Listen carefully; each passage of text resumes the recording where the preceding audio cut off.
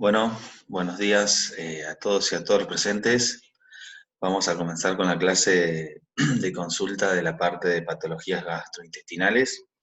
La idea de la consulta de hoy es comenzar repasando aquellas dudas puntuales que tengan sobre la guía de seminario. Recuerden que era una guía de seminario extensa, pero que seleccionamos los primeros 6 problemas, focalizando y centralizando la información relevante que tienen esto respecto a patologías gastrointestinales que están relacionados con la actividad profesional del farmacéutico, así que la idea es esa, vamos primero a revisar qué pasa con esos ejercicios, qué dudas puntuales tienen, comenzando en orden por el 1, el 2, el 3, el 4, el 5, el 6, y al finalizar esa situación, las dudas que surjan sobre el seminario, vamos a atender las consultas puntuales que tengan de la cuestión teórica. Así que bueno, como nos venimos manejando, comencemos la consulta.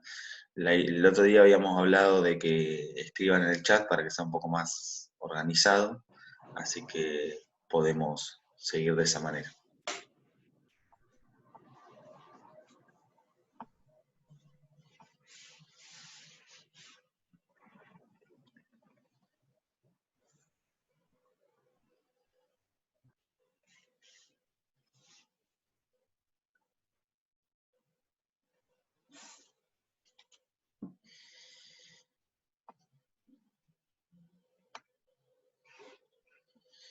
Bien, ¿hay alguien que tenga alguna duda respecto al problema 1?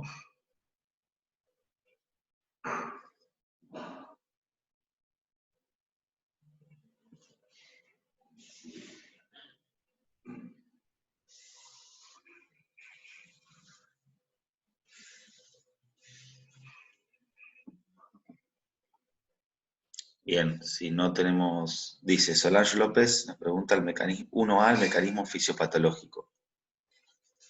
Bien, el mecanismo fisiopatológico de la patología, que entiendo que todos entendieron que era el caso típico de reflujo gastroesofágico, está explicado en el libro y también lo expliqué yo en la clase. Un segundo que voy a ver si lo tengo acá para compartir.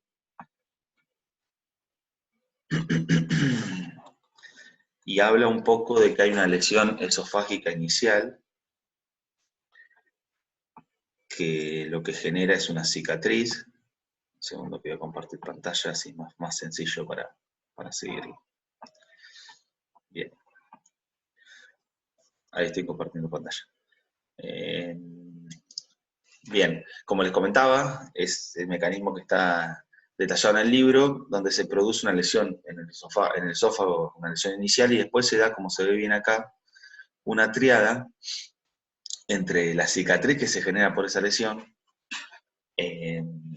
un tono insuficiente por parte del EDI, que genera una lesión recidivante, es decir, que esta lesión es recurrente, y que eso vuelva a generar una cicatriz, y así, de alguna manera, un ciclo que se da sucesivamente de esta manera, con una cicatriz, con un tono que es insuficiente por parte del esfínter esofágico interno, y una lesión que se vuelve a generar.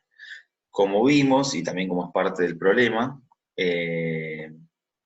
esa lesión, si es recurrente, puede llevar a un cambio de tejido, ¿sí?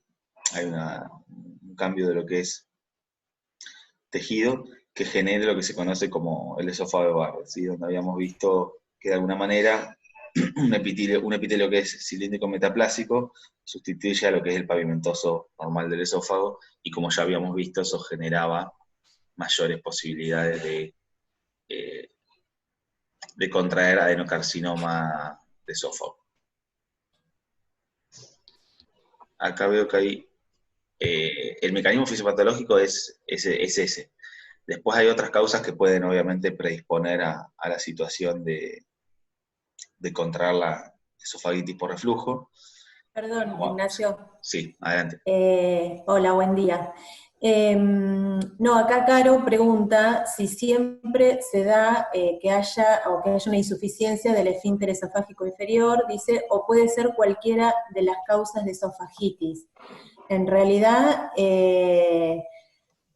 Recuerden que ahí es multifactorial, digamos, podría ser esta una causa, pero no necesariamente es la única causa. Vieron que hay otras causas de esofagitis, puede ser una causa química, pueden ser la hernia de hiato, en realidad es multifactorial que muchas veces no se termina de determinar cuál es realmente la causa que lo inicia.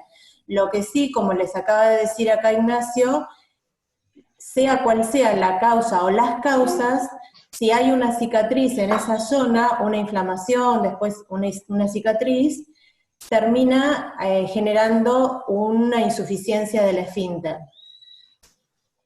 Sí, ahí sumar que dentro de las que dijo Alicia, puede ser una esofagitis química por alcohol, por ácidos, por álcalis, en muchos casos, o también no la vimos en profundidad, pero también tengan en cuenta que hay esofagitis infecciosas, generalmente producidas por cándida.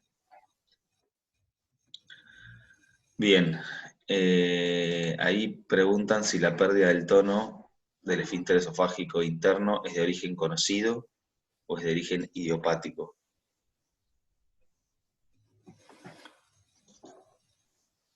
No, ahí de vuelta a lo mismo, digamos, puede ser la causa inicial y que sí, muchas veces tampoco se sabe bien la causa de esa pérdida del tono, o puede ser la consecuencia de múltiples causas que después terminan, en definitiva, afectando el funcionamiento del esfínter.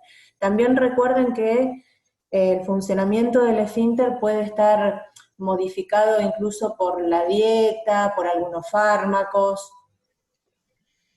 Sí, eso iba a decir, que está eso está condicionado también a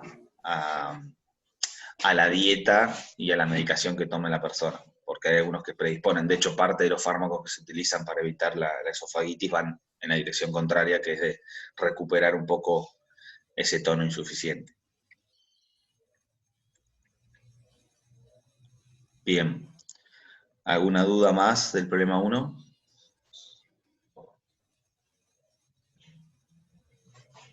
Un poco la pregunta C, que era la que seguía, la comenté brevemente, contando que si la situación no se revertía, los riesgos del paciente eran cursar o evolucionar hacia un esófago de Barrett, y que esto empeore y se puede generar un adenocarcinoma de esófago. Bien, no hay ninguna duda respecto entonces, alguna otra duda, problema 1, vamos pasando a el problema 2.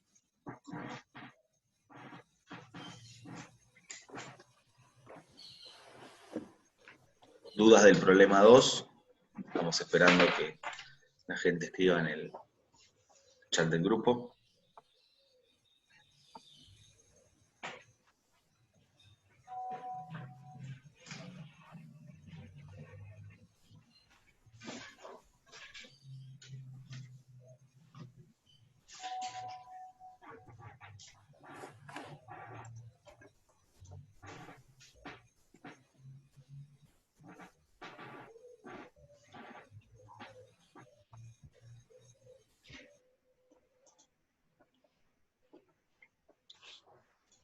Bien, nadie tiene problemas o dudas sobre el problema 2, ya lo habían preguntado, ahí Carolina preguntó, ya lo habían preguntado también en el foro. Pregunta Carolina, ¿el mecanismo fisiopatológico está vinculado al aumento de la presión portal? Si lo que habíamos visto era, un segundo que quiero que se me habilite la compartir pantalla. Aquí estaba. Como bien dice Carolina y como pregunta Carolina, el mecanismo estaba vinculado a la hipertensión portal, que lo que generaba era una torsión de esas varices, por lo que es la circulación portal, una torsión y un incremento de la tortuosidad de esas varices esofágicas que se formaban, con el riesgo de que alguna de ellas obviamente pueda romperse, y así generar una hematemesis masiva, que es un poco parte de la sintomatología clínica que tiene este paciente, y que termina muriendo por la hipovolemia que se le genera. Bien, Hay otra pregunta que dice, en el caso de la A, cuando dice realice, esa es la pregunta a Julieta Guerrieri. En el caso de la A, cuando se dice que se realiza un diagnóstico diferencial, solo me quedaron 2 enfermedades posibles. Puede ser y no sé cómo justificarlo. Bueno, en ese caso, lo ideal sería que por ahí pongan cuáles patologías pusieron, así la podemos compartir. Pero en ese caso, tenían que hacer un diagnóstico diferencial y tenían varios síntomas, pero el más importante o uno de los más destacables era la hematemesis inicial.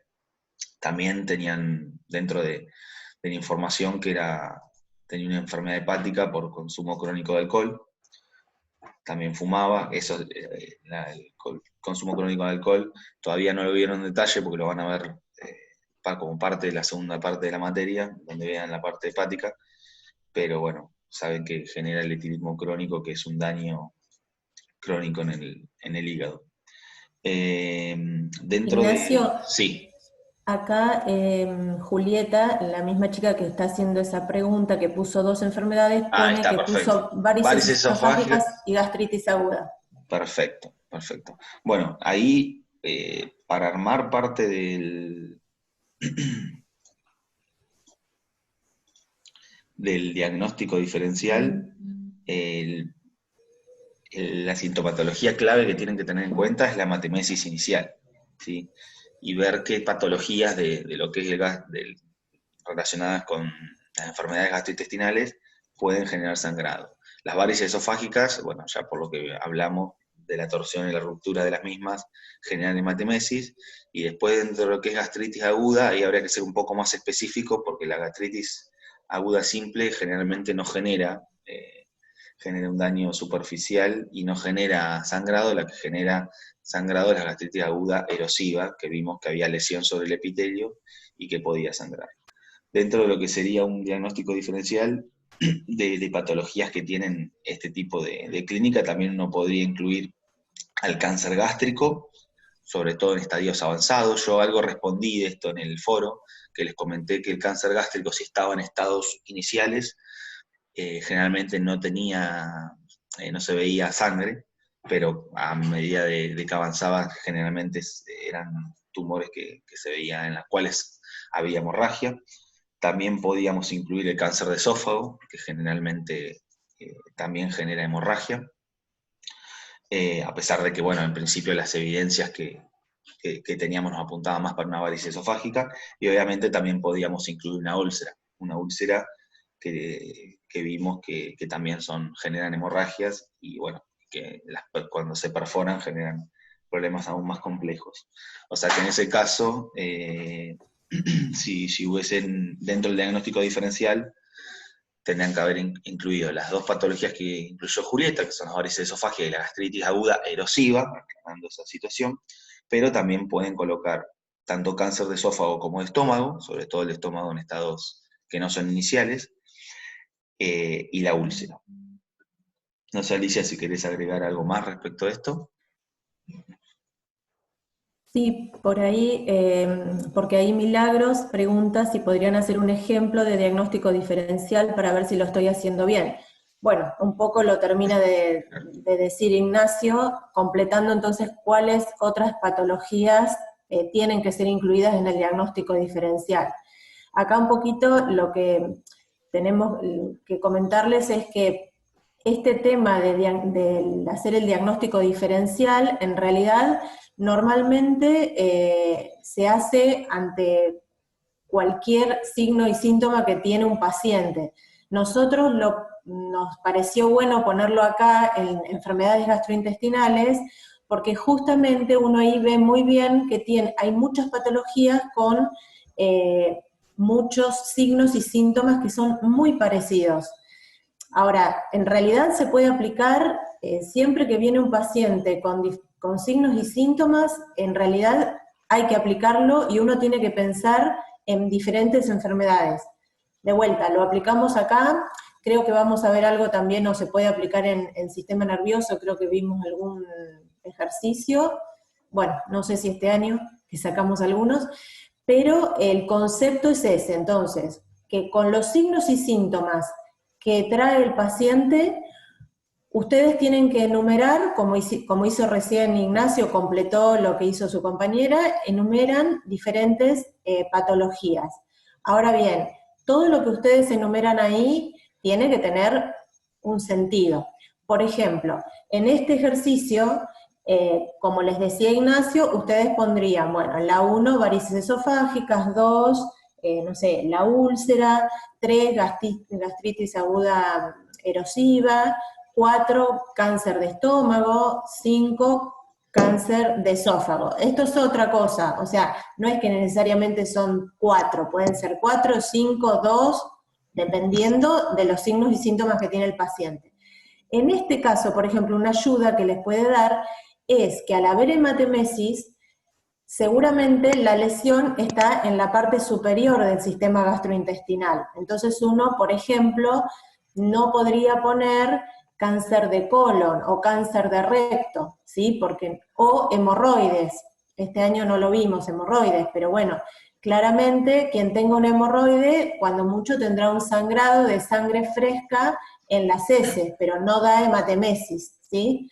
Entonces, en eso se pueden ir guiando si hay hematemesis o no, o si aparece sangre fresca en las heces, ya da idea de que sería alguna patología del sistema gastrointestinal en la parte inferior. Bueno, no sé si fui claro con esto. Sí, bueno, sumando a lo que dice Alicia, generalmente ella habló muy bien del procedimiento médico y demás, que es algo que se aplica para muchas patologías. Generalmente para la parte gastrointestinal, lo más sencillo es primero entender lo que dijo Alicia, y muy bien la pregunta de Julieta, decir, ¿está bien que puse 2, o puedo poner 100, o puedo poner 4? Digamos, no hay un número establecido exacto para esa situación. En el caso de los ejercicios de patologías gastrointestinales, lo que hay que hacer es muy bien lo que dijo Alicia, definir primero si es una patología de sección alta del aparato gastrointestinal o de la sección baja, y en función de eso, y en función de la sintomatología, armar la lista que se confeccione el diagnóstico diferencial. Ahí contestando un poco la otra pregunta que hace Carolina, que dice, entonces en base a un solo síntoma tenemos que plantear todas las enfermedades. No es en base a un solo síntoma. Es como, recuerden que yo en la clase les puse, acá la tengo, uno lo que analiza es el examen físico y la anamnesis que le realiza al paciente. Y en función de eso es que confecciona el diagnóstico diferencial. En esa lista de diagnóstico diferencial, digo porque para que después no le agarre el ataque de decir, che, pero yo puse 3, yo puse 5, no es una carrera para ver quién pone más patologías o quién no. Porque, por ejemplo, el carcinoma gástrico, si no aclaran que no está en estado inicial, está mal incluido, porque en el estado inicial el carcinoma gástrico no genera hematemesis, entonces no genera parte de esta sintomatología clínica, ¿se entiende? Ahí estoy hilando fino, pero digo, para que entiendan bien claro cómo tienen que agarrar la sintomatología que se obtiene a través de la anamnesis y el examen Sí, clínico, y en función de eso confeccionar la lista de las posibles patologías que conforman este diagnóstico diferencial, y como bien dice, un segundo que termino, como bien dice acá la Filmina, a través luego de un examen complementario, de uno o varios, o en algunos otros casos, de nuevos síntomas que reporta el paciente, porque recuerden que esto puede tener una cronología, donde uno atiende al paciente en un día y pasar cierta cantidad de días donde el paciente pueda nombrar alguna otra sintomatología clínica que te permita ir descartando patologías de esa lista hasta llegar al diagnóstico definitivo. Sí, Alicia. Y una cosa por ahí para aclararle también a Caro, que pregunta eso, es lo que le estás diciendo vos. Siempre tienen que mirar todos los datos que se dan en el caso clínico. Y la idea es que ustedes puedan darse cuenta que hay datos que por ahí no les aporta nada, ¿no? Otros datos que sí, generalmente nosotros intentamos, la mayoría de los datos están apuntados a que ustedes puedan pensar en algún tipo de patología, pero por ahí, un ejemplo para darle a Caro, suponete que un paciente viene, no sé, con vómitos. Bueno, ustedes vieron que acá en las gastrointestinales todas tienen vómitos. Ahora, si ese paciente, además de vómitos, refiere que tiene fiebre, ya ese dato que da el paciente, y bueno, si se la toman y tiene fiebre, ya nos descarta un montón, te diría casi todas de estas patologías gastrointestinales que estamos hablando ahora, y por ahí uno tiene que pensar más bien en una intoxicación, ¿sí? O en un virus. No sé si me explico. Entonces digo, poner en un paciente que tiene vómitos y fiebre, poner gastritis, y la verdad que no es muy lógico. No sé si soy clara. Sí, sí, yo entiendo que por ahí a veces, dice Carolina que se refería al caso Ah, clínico particular. Entiendo que a veces genera un poco de incertidumbre cuando uno va a resolver uno de estos problemas, decir, bueno, incluyo 2 y está bien, incluyo 5, ¿cuántas tengo que incluir? ¿Por qué? La idea de eso es, nosotros vimos una serie de patologías eh, acotado o centralizado por la pandemia y también dentro de lo que es un módulo de una materia en la cual tenemos generalmente es una clase.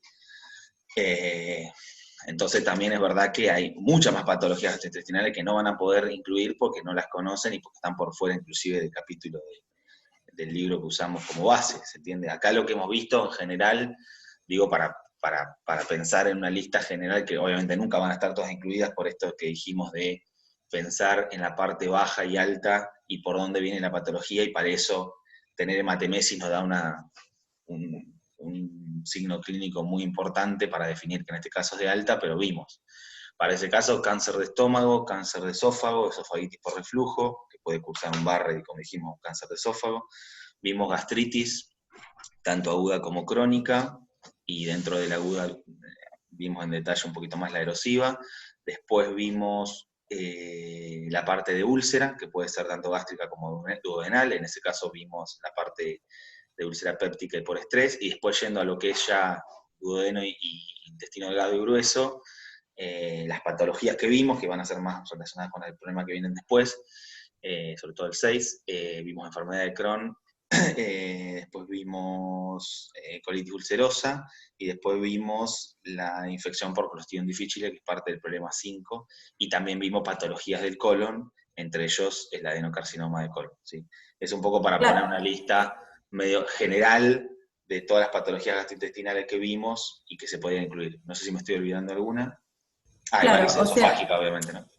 la idea entonces, para terminar lo que decía Caro, es que, lógico, ustedes acá estarían acotados a las enfermedades gastrointestinales que vieron, ¿sí? Bien, Acá, ahí Solange sí, López, sí, porque a veces no llego a leer porque cuando comparto pantalla no sé por qué no me aparece el chat, pero ahí me aparece. a mí Y me parece, Solange López dice en la 12, cuando pregunta cómo se llega al diagnóstico certero, ¿hay que explicar qué exámenes complementarios harían o solo decir que se llega haciendo exámenes complementarios? No, ahí es clave que digan que se llega haciendo un examen complementario y que expliquen cuál es el examen complementario que harían, ¿sí? Eso es fundamental. En este caso, y también lo vimos, y es parte de la parte 1 de enfermedades gastrointestinales, lo que tendrían que hacer es una endoscopía, tendrían que justificar si es alta o baja. En este caso, por todo lo que estuvimos diciendo, obviamente va a ser una endoscopía alta, y también interesante en este caso, cuando habla de tratamiento, incluir que a través de este tipo de exámenes complementarios, yo les comenté que había diferentes aditamentos y forceps que se podían colocar, tanto para tomar muestra, si en el caso que necesitemos realizar un análisis de diferentes células de las diferentes porciones del aparato gastrointestinal, como también en este caso para lo que es la terapia que se realiza, los tratamientos que se realizan, que sería parte de la pregunta D, para las varices esofágicas, que habíamos visto en breve que eran 2, que estaba la escleroterapia y la resección quirúrgica, ¿sí? En ese caso eso también se hace o sea, se hace la exploración con el endoscopio y se puede adicionar aditamentos que me permitan colocar o dispensar fármacos o generar este tipo de terapias donde se genera una, una terapia a través de alguna manera de diseccionar quemando la varice. Pero sí, en ese caso es importante aclarar que tienen que decir de qué tipo de examen complementario estamos hablando y aclarar de qué tipo de endoscopía, si no alcanza a componer una endoscopía. ¿Sí? endoscopía baja y alta, y el porqué, obviamente justificado en parte con lo que ya vienen justificando del problema desde la pregunta. No sé si respondí bien, gracias, dice Sí, Sandra. acá te contesto. Sí, perfecto. Bien, ¿alguna otra duda del problema 2? Si no, ya pasamos al problema 3. ¿Alguna duda del diagnóstico diferencial? ¿Cómo confeccionarlo? Tengan en cuenta eso que les dije, que también es importante, el hecho de que generalmente se hacen exámenes complementarios, no tiene por qué ser uno, la mayoría de los problemas que vimos es un solo examen complementario. Puede haber, como bien, no sé si lo llevan a ver ahí en la filmina que estoy compartiendo, donde puse un ejemplo donde tenemos 4 patologías y se hace un examen complementario, se descartan 2, podría haber sido 1 o 3, y se hace un segundo examen complementario hasta llegar al diagnóstico definitivo. Y otra cosa importante que también siempre habla Alicia, el hecho de que generalmente se hacen exámenes complementarios, pero también está la opción de que en ese interín el paciente reporte alguna otra síntoma que nos sirva para descartar alguna de las patologías de la lista inicial de mi diagnóstico diferencial. Bien, no veo más preguntas de la 2, así que pasamos al ejercicio 3. Ahí dice, ¿el hecho de que sea un cuadro asintomático también justifica que sea varices esofágica?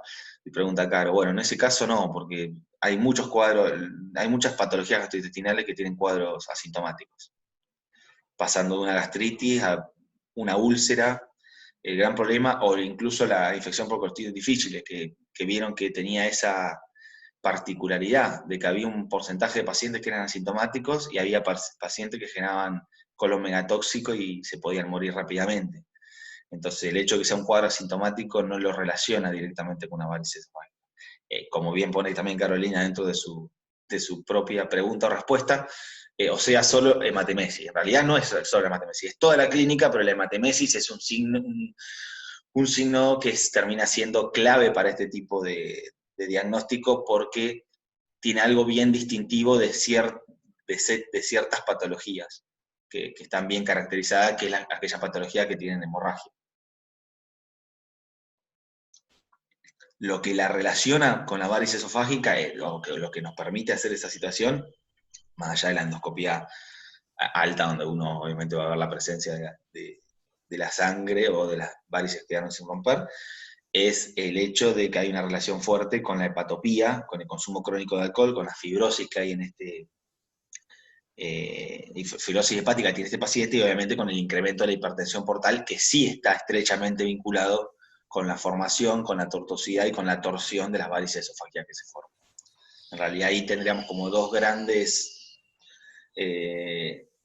síntomas para analizar, que es la hematemesis por un lado y el incremento de hipertensión portal dado porque este paciente, como decimos, tiene etilismo crónico y tiene hepatopía. No solo hay un consumo de alcohol diario, como se puede ver en otras personas, que puede generar otras patologías gastrointestinales. No sé si te respondí, Carolina. Ah, sí, perfecto, gracias. Bien. Por ahí agregar, ya que hablamos de esto de lo asintomático que comentás, por ahí agregar para que les quede así como claro, y sobre todo que, bueno, van a ser farmacéuticos y seguramente van a estar ligados a los famosos antiácidos que se venden libremente, de que libremente y mucho. Y mucho, que la realidad es que la mayoría sobre todo por lo menos de las gastritis y de las úlceras, que son como muy o sea, la mayoría de los pacientes están mal diagnosticados, por ahí ni siquiera por un profesional médico, sino que hacen un autodiagnóstico.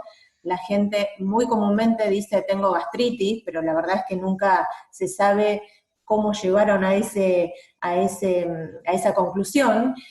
Por lo tanto compra medicamentos y se automedica con esos medicamentos. Y por otro lado, los libros dicen que hay en realidad un menor diagnóstico porque muchos de los pacientes que realmente tienen gastritis y úlcera no son diagnosticados porque son asintomáticos. Entonces, acá son las dos cosas en este tipo de patologías, y esto lleva a la automedicación de gente que por ahí tal vez ni siquiera tiene una gastritis, tal vez tiene una esofagitis, porque también piensen que muchos de los síntomas realmente son síntomas, o sea que es lo que siente el paciente, que por ahí es muy difícil diferenciar una patología de otra. Bien, sí, es interesante eso de, bueno, ahora pasamos al problema 3, que parte de la respuesta es de gastritis, eso de estar subdiagnosticado y sobrediagnosticado por un equilibrio, si se quiere, de dos eventos que son compatibles, como el autodiagnóstico por un lado, o el hecho de decir que cualquier patología, el autodiagnóstico y pensar que cualquier patología puede ser una gastritis, o el hecho contrario de que al ser asintomático muchas veces no se diagnostica porque justamente no hay síntomas. Eso por ahí abre un abanico de incertidumbre en ese sentido. Problema 3, ¿hay alguna duda al respecto del problema 3? Que también pedía Perdón, un diagnóstico diferencial. Sí, hay alguien está por preguntar. sí, Florencia soy. Dale, Florencia. Me quedó en realidad una duda con respecto al problema 2, Sí, sobre lo que estábamos charlando del diagnóstico diferencial. sí, claro. Yo entiendo que, o sea, entiendo la parte de que el diagnóstico diferencial consta de plantear las posibles patologías que pueda estar presentando el paciente, ¿no? Mi duda es, o sea, no siempre vamos a llegar a la patología real, digamos.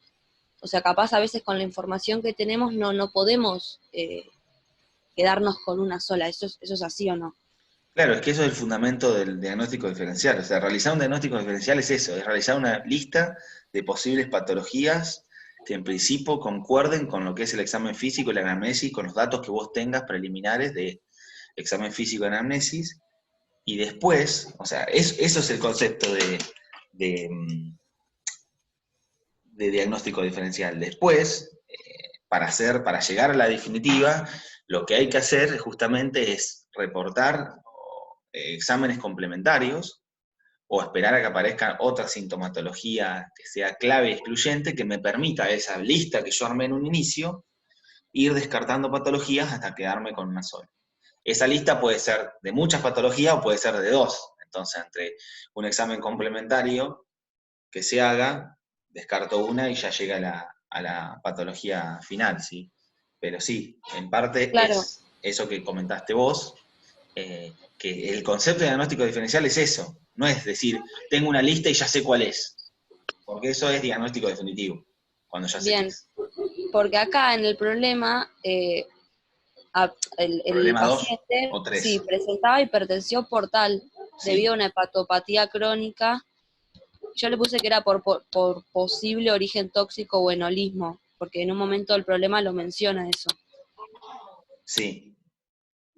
Ahí también podría indicarnos que tiene varices esofágicas, pero si yo me quedo solamente con eso, es como que estoy descartando todas las otras enfermedades que había puesto en un inicio en el diagnóstico diferencial. No sé si me explico. A ver, me parece que el tema es ese. O sea, vos te das cuenta por lo que dice el problema que podríamos decir es muy probable que tenga una varice esofágica, por lo que vos decís que tiene una hipertensión portal, que además es etilista, bueno, mucho de lo que te describe el problema. Ahora, en realidad, o sea, entonces está re bien que pongas las varices esofágicas. Ahora, puede pasar que a pesar de tener todo esto, este paciente tenga una gastritis erosiva, que justamente el alcohol también puede generar erosión. De hecho, hay un tipo de gastropatía que se llama gastropatía alcohólica, porque el alcohol por sí mismo también afecta al epitelio del estómago, y en realidad tener una gastritis erosiva, ¿sí? Digo, una cosa, si bien es lógico que apuntás como un poco más a que por lo que uno lee es una varice esofágica, puede ser un paciente que tenga la hipertensión portal, pero que realmente todavía no desarrolló la varice o que la varice no sea la causa de esa hemorragia. Y entonces uno tiene que pensar en otras cosas, porque la idea es justamente llegar al diagnóstico certero. Y para llegar al diagnóstico certero uno tiene que ir enumerando todo lo que puede ser y luego, como les decía Ignacio, con los exámenes complementarios, exámenes de laboratorio, endoscopías, dependiendo de dónde estamos, bueno, ir descartando cada una de ellas. No sé si se entendió. Sí, sí, se entendió. Gracias. Sí, en Acá ese me... problema, perdón, en el problema 2, creo que las dos claves eran la hematemesis y la hipertensión portal, eh, que, digamos, que te ayudan dentro de esa lista que confeccionamos, te ayudan a pensar que la más probable podría llegar a ser las varices esofágicas. Pero en principio en la lista hay que, como dijimos, hay que incluir a todas. Ahí Acá Julieta, sí, Julieta sí, sí, dice, de dice, sí, nuevo en el decilo. diagnóstico diferencial puse que las enfermedades podrían ser gastritis aguda y úlcera gástrica. Tomé como causa principal en común el consumo excesivo de AINE. Ahora, por lo que explicaron, podría agregar más. Claro, exactamente, sí, tenés que agregar más. Empezando lo de la gastritis aguda, tiene que ser la de tipo erosiva, como les decía Ignacio. Generalmente la aguda, si no es erosiva, es muy raro que sangre. Entonces conviene poner la erosiva para que esté bien. Está muy bien lo que hiciste de asociar esas dos con el excesivo consumo de AINE. Pero, bueno, creo que está hablando El del problema 2 o 3. del... No, no, el Ah, del problema 3. 3. Entiendo que el problema 3. Perfecto. Sí, Yo sí, estaba en el 2. no, no, paciente problema 3. Que tiene vómitos, que tiene náuseas, que tiene Claro, hematemesis nuevamente, o sea, hay sangrado, tiene melena claro, en este entonces caso. ahí podría agregar, no sé, por ejemplo, el cáncer gástrico avanzado, como les decía Ignacio, el cáncer de esófago, Sí, acá ¿cuál en este más? caso esta paciente también, acá hay dos indicios, sobre todo uno muy importante para los farmacéuticos y para la concientización en lo que es la no automedicación diaria, como dice acá que tiene esta persona con AINE, y encima insumo que ingiere bebidas alcohólicas. Nuevamente yo insisto, en la lista de diagnóstico diferencial armo la lista con todas estas patologías que las que dijiste vos, más las que acabamos de decir, pero ya una persona que consume excesiva cantidad de AINE y que consume o sea, consume bebidas alcohólicas de forma diaria, y en principio no aclara que tiene una hepatopía crónica, que probablemente la vaya a tener, por ahí 45 años todavía está ahí en una edad donde puede no haberla desarrollado, dependiendo de la edad que haya empezado a tomar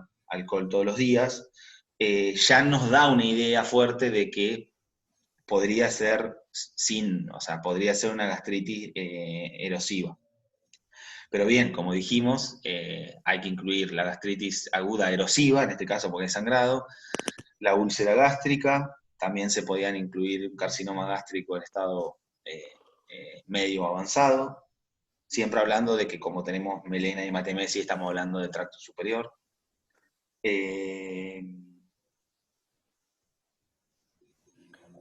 Bueno, la úlcera Sí, tanto duodenal como gástrica, porque la duodenal también puede dar sangrado de la parte alta. Está ahí en el sí. límite, digamos, ¿no? Pero podría ser incluida. Pero acá el concepto para Julieta es que está muy bien lo que ella pensó y lo que puso, pero no tiene que olvidarse las otras patologías, porque de vuelta puede ser una persona que consuma AINE y realmente esté desarrollando un cáncer de estómago que fue silencioso hasta ese momento o asintomático, y este podría ser el primer síntoma. Entonces hay que ponerlo, ¿sí? Una cosa importante que me gustaría justo aclararlo ahora, porque lo estuvieron preguntando mucho en el foro. Como les dije, la idea es que ustedes lean el foro y no tengamos que hablar mucho sobre eso, pero como fue algo que preguntaron mucho, me gustaría aclararlo. Algunos me preguntaban si reflujo esofágico podría ir. En líneas generales, siempre hablamos en estadística, epidemiología, datos, ¿no? Para pasarnos. El reflujo esofágico no es una patología que sangre, que genere hematemesis, ¿sí? Eso tienen que tenerlo en cuenta. Son muy pocos los casos. Generalmente lo que pasa es que la esofagitis por reflujo cursa o evoluciona hacia un esófago Barrett, y eso lamentablemente hace un adenocarcinoma de esófago, y el adenocarcinoma de esófago sí, en grandes proporciones, se ve sangrado. Pero la esofagitis por reflujo son muy pocas veces las veces que se observa que hay sangrado. Entonces eso ténganlo en cuenta, porque hay algunos que lo incluían, y para incluirlo tienen que aclarar que el porcentaje donde se ve sangrado, que es uno de los síntomas muy importantes que tiene esta persona en el problema 3, y también pasaba en el problema 2, es muy importante esa aclaración, ¿sí? Que generalmente la esofagitis por reflujo sería cuestionable incluirla donde hay hematemesis porque son muy pocas, muy raras las veces que hay sangrado. Digo esto porque en la cuestión médica siempre están las excepciones para todo, y siempre van a encontrar un trabajo que habla de un reflujo gastroesofágico que puede haber sangrado. En general, eso no ocurre. Ahí Carolina nos pregunta si los antecedentes los consideramos en la lista inicial de patologías o los consideramos en el segundo paso a la hora de descartar alguna de ellas. No, los antecedentes de, como dije, de examen físico y de anamnesis se hacen para confeccionar la primera lista, que es la de diagnóstico diferencial. En el segundo, o sea, ahí incluyo todas. Obviamente, hay algunos antecedentes que me pueden llegar a hacer sospechar que podría ir por una patología. Lo acabo de mencionar, por ejemplo, en el problema 3, el alto consumo de AINES y el alto consumo de alcohol. Ahora, como bien dijo Alicia, el alto consumo de AINES, si bien está muy vinculado con una gastritis aguda erosiva, también puede generar un carcinoma gástrico. Entonces no puedo confeccionar la lista y decir, yo estoy seguro que es gastritis erosiva. No, ¿se entiende? Para eso tengo que hacer exámenes complementarios que me permitan ir eliminando patologías de la lista y llegar al diagnóstico definitivo. Bien, perfecto. Igual no está mal que dentro de esa lista, si bien la lista son todos potenciales, uno, y esto lo va a decir Alicia que tiene mucha más experiencia clínica que yo, uno ya tiene cierta sospecha, a pesar de que haya sintomatología parecida, porque la gente que trabaja tiene una rutina bastante armada y mucho entrenamiento en lo que es armar diagnósticos diferenciales. Aparte, como bien dijo Alicia, acá lo aplicamos para gastrointestinal para que incorporen el concepto, pero se aplica casi a un montón de patologías de diferentes sistemas. Bien, no sé si tienen alguna duda más del problema 3, que había que realizar el diagnóstico diferencial y después había que realizar el diagnóstico definitivo, ¿sí? Que en este caso era una endoscopia alta, ya que había hematemesis y melena, que refleja que de alguna manera la sangre estaba digerida, nos permitía pensar en un sangrado alto. Ahí Amanda Cabezas nos pregunta, ¿el mecanismo fisiopatológico es el mismo en la gastritis y en la úlcera? Bueno, esa pregunta está interesante. Perdón, Ignacio, hay una pregunta antes de la de Amanda. Dice, Sí, Nazarena. Nazarena Ramírez que pregunta, un segundo entonces, vamos con la Nazarena. Me quedó la duda sobre el mecanismo fisiopatológico de la gastritis aguda erosiva. ¿Es solamente que se pierde el equilibrio entre los mecanismos? Bueno, sí, es el mecanismo principal, pero no es solamente. Lo que hay que entender justamente es que tenemos mecanismos de defensa y tenemos mecanismos nocivos. Generalmente en la normalidad hay un equilibrio entre esos dos mecanismos, y cuando tenemos la aparición de una de estas patologías se pierde ese equilibrio. Hay que tener bien en cuenta cuáles son los mecanismos nocivos, que en este caso tenemos, bueno, lo que es acidez, diferentes toxinas, enzimas pépticas y demás, y la defensa, bueno, pues todo lo que es la mucosa, el bicarbonato, el flujo sanguíneo, y en este caso, hablar que ese equilibrio genera un desbalance donde hay pérdida de epitelio, por eso es erosiva, y por eso hay hemorragia. Eso que explicaría un poco lo que es la hematemesis. No sé, Alicia, si querés agregar algo respecto al mecanismo. No, sí, perfecto. Y Amanda también pregunta si el mecanismo fisiopatológico es el mismo en las gastritis y en las úlceras. Sí, Sí, es más o menos lo mismo, que es lo que acaba de decir Ignacio, que está ese equilibrio entre las fuerzas defensivas y las que, digamos así, atacan la mucosa, y que cuando se pierde eso, que pueden ser por sustancias exógenas o no, bueno, se pierde ese equilibrio y ahí es donde se lesiona el epitelio. Después, dependiendo a dónde y hasta en qué forma se lesiona ese epitelio, es que tenemos solo una inflamación, que puede ser aguda, y ahí tenemos la gastritis aguda, una inflamación que se mantiene en el tiempo, y acá sí, por ahí está bueno que se acuerden de lo que vimos en inflamación. Entonces, cuando hablamos de gastritis aguda, se va a ver en el epitelio y al microscopio todo lo concerniente a la inflamación aguda, las células características de inflamación aguda. Cuando hablamos de inflamación crónica, o sea, una gastritis crónica, tienen que acordarse de todo lo que vimos en una inflamación crónica, porque es eso, gastritis, termina en itis, significa que hay inflamación. Después, en la erosiva, como les decía Ignacio, bueno, hay erosión del epitelio y puede sangrar, y en el caso de la úlcera es cuando ya la lesión pasa a la muscularis mucosae. Pero el mecanismo fisiopatológico, yo les diría que sí, que generalmente que es el mismo, ¿sí? Sí, ahí aclarar, sumar a lo que dice Alicia, el mecanismo fisiológico es muy parecido. La diferencia general es que en las gastritis, por ejemplo, de erosivas, la cantidad de tejido que se afecta es mucho mayor que en la úlcera. Generalmente en la úlcera la diferencia que hay es que en una sobrepasa la muscularis, Flores mucosal. la molecular mucosa, la diferencia es que la úlcera generalmente ataca una pequeña porción de tejido, digamos, es puntual, mientras la gastritis erosiva aguda genera una inflamación sobre una mayor extensión de tejido dentro del estómago. Y acá Fernando. Fernando Ray nos pregunta algo que quería aclarar y que estuvimos discutiendo bastante con Alicia, que dice, ¿puedo decir que el paso previo a una úlcera es una gastritis que puede cursar en forma sintomática? Y en realidad ahí hay una respuesta, digamos, hay más de una respuesta, pero la verdad es que estuvimos leyendo bastante sobre esto, y la úlcera puede ser generada por sí sola y generar lo que conocemos como úlcera, que fue lo que definimos en la teoría, que había dos tipos, una más relacionada al estrés y que sí generaba varias pequeñas úlceras o varios puntitos que se veían con un tejido más de mayor extensión afectado, o la úlcera péptica, que como les dije recién, es una úlcera puntual que también sobrepasa la mucosa, pero que afecta a menor cantidad de tejido. Y también está, respondiendo un poco a lo que dice Fernando, también está la posibilidad que una gastritis erosiva, que ataca, que ya vimos cuáles son su mecanismo y demás, pueda generar de forma recurrente una úlcera. Es decir, un poco lo que dice él es que una gastritis puede causar en forma sintomática, puede ser a forma sintomática o no asintomática, pero es cierto que ahí las gastritis pueden generar y dar úlceras. ¿Sí? Sobre todo la gastritis erosiva está bastante vinculada con la aparición de las úlceras múltiples por estrés. Eso está bastante estudiado. Pero sí, por ahí el hecho de pensar, contestando lo de Fernando, que una gastritis es una inflamación, que como dice él, puede ser asintomática o no.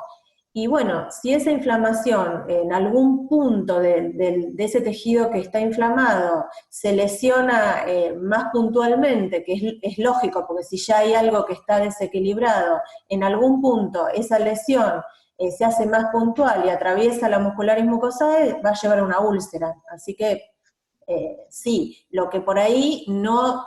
A ver, el concepto que por ahí no estaría bueno que quede es que sí o sí una gastritis lleva una úlcera. Exactamente, ¿Sí? a eso iba.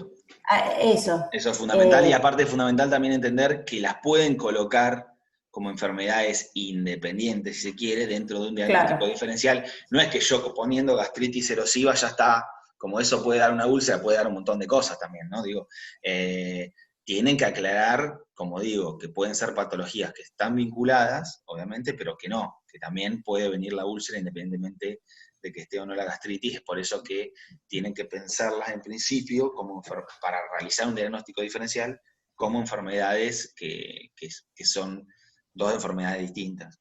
O sea, la gastritis erosiva por un lado, que genera hemorragia, y la úlcera, que también tanto sea gástrica como duodenal, que también puede generar hemorragia, que obviamente pueden estar vinculadas, como acabamos de decir, sin duda, porque hay una lesión de epitelio, en la gastritis erosiva hay una lesión de epitelio, digamos, residiante, que puede generar la úlcera, pero piensen en eso que le dijo Alicia, de que no les quede el concepto de que siempre que hay una gastritis erosiva vamos a tener una úlcera generada por la gastritis erosiva, porque eso no ocurre siempre. Depende de un montón de cuestiones, entre ellas la extensión de la extensión de la agresividad de la gastritis, la condición inmune de la persona y algunas otras cuestiones más. No sé si quedó claro, Fernando. Claro, no es condición necesaria. Claro. Perfecto, eso es lo que dice Fernando. Esa es la conclusión. Gracias, Fernando, por ponerlo en palabras más sencillas. ¿Alguna pregunta más del problema 3? Si no, pasamos al problema 4. Bueno, el problema 4 en realidad era una cuestión teórica que estaba en la resumida, estaba en la teoría con un cuadro, que era la diferencia entre gastritis crónica y aguda. Pero bueno, no importa que sea una pregunta teórica, la podemos atender igual si alguno tiene dudas. Bueno, vamos escuchando si hay alguna duda con esa pregunta, si no pasamos directamente al problema 5.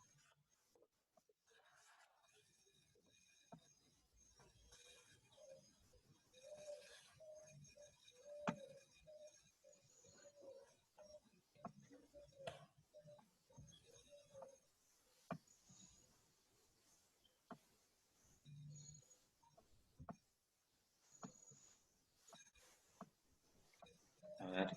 Bien, no hay dudas entonces entre esa diferencia de gastritis aguda y crónica.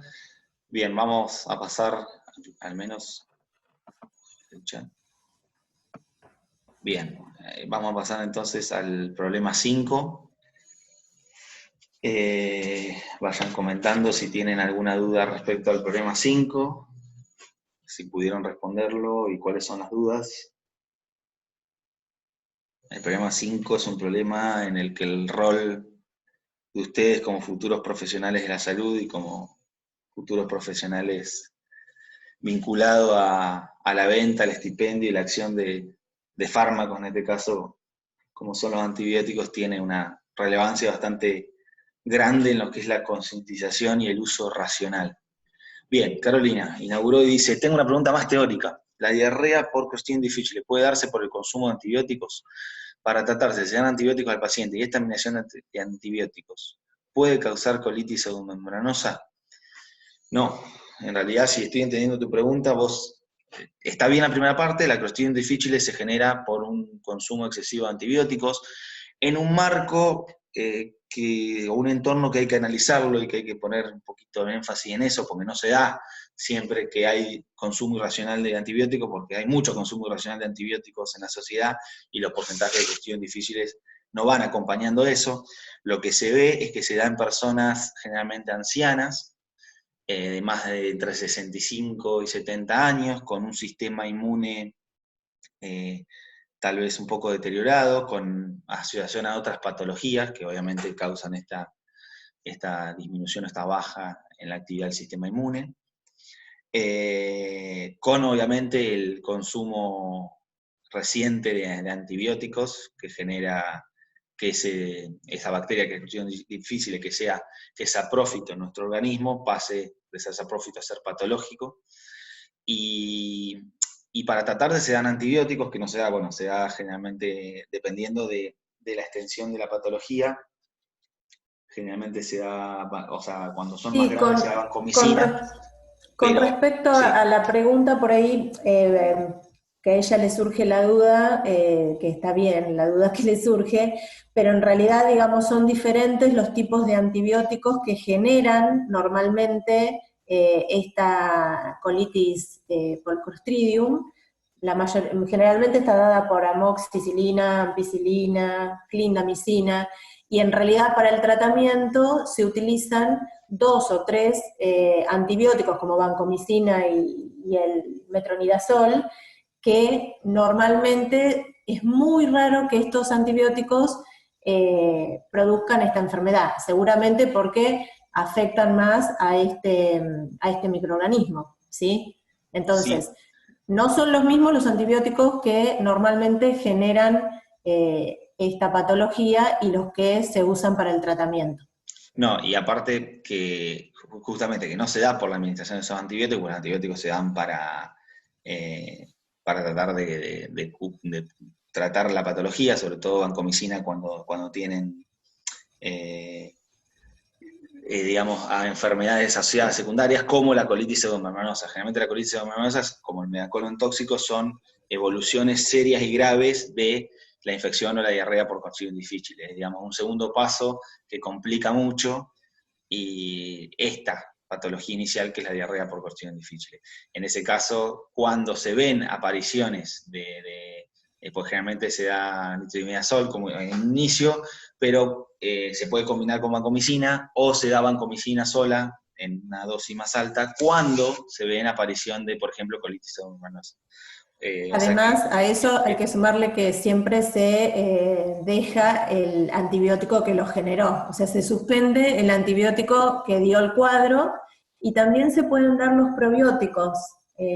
Sí, hay igual los algunos probióticos, estudios, sí, pero igual los bueno, probióticos no está, no o sé. sea, es Sí, verdad no lo que está dice Alicia. muy...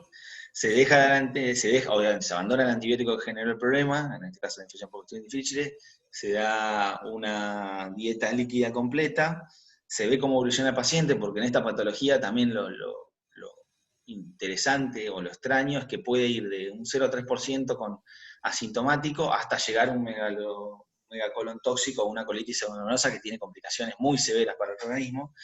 Entonces ahí es donde se analiza dar el antibiótico, qué tipo de antibiótico, si es la vancomicina o el intranasal combinado o la vancomicina sola en una concentración más alta, que generalmente pasa cuando ya hay colitis pseudomembranosa, por eso que se hace de esa manera. Dice, la pseudomembranosa no es causada por el tratamiento con antibióticos de la DCA, había entendido eso. No, es una complicación de la DCA, como puede ser megacolon tóxico y como puede ser otras complicaciones, que yo no las detallé en la clase porque era demasiado largo, como otras complicaciones que son aún muy complejas y que pueden generar la muerte. De hecho, por eso también es tan variable la mortalidad asociada a esta patología, porque claro, todo el mundo te dice que moriste, que la persona falleció por una diarrea por cuestiones difíciles, pero en realidad la muerte se genera por estas patologías más complejas que son iniciadas por la diarrea por cuestiones difíciles, como puede ser, como le dije, el megacolon tóxico o la colitis pseudomembranosa, que fue la que más vimos. En realidad lo que más vimos en detalle fue la colitis pseudomembranosa. Ahí, en lo que dice muy bien Alicia, los antibióticos que pueden causar este tipo de patología son la ampicilina, la amoxicilina, la cefalosporina y la clindamicina. Los más frecuentes. Se ha visto, respondiendo a esta pregunta que muy bien hace Carolina, que que en muchos casos hay metronidazol y vancomicina muy, muy raros que generan esta patología, por eso es que se usa uno y otro en el caso de que aparezca eso. Pero en general no, en general los antibióticos que generan esta resistencia no son los mismos que obviamente se usan para el tratamiento. En realidad, lo que ocurre con la mayoría de los antibióticos, y por ahí si tomaron alguno de estos que son bastante comunes, suelen dar diarrea. O sea, claramente eliminan algunas bacterias y digamos, en el intestino hay un equilibrio donde estas bacterias, muchas bacterias son importantes. Entonces, en realidad, con la mayoría de los antibióticos hay una pérdida de ese equilibrio, y esa pérdida de equilibrio hace que por ahí aparezcan diarreas. En este caso, sería el caso en que, además de que se pierde el equilibrio, sobrevive mucho este Clostridium difficile, genera las toxinas y genera este cuadro que en algunos pacientes añosos, etcétera, puede ser la colitis pseudomembranosa.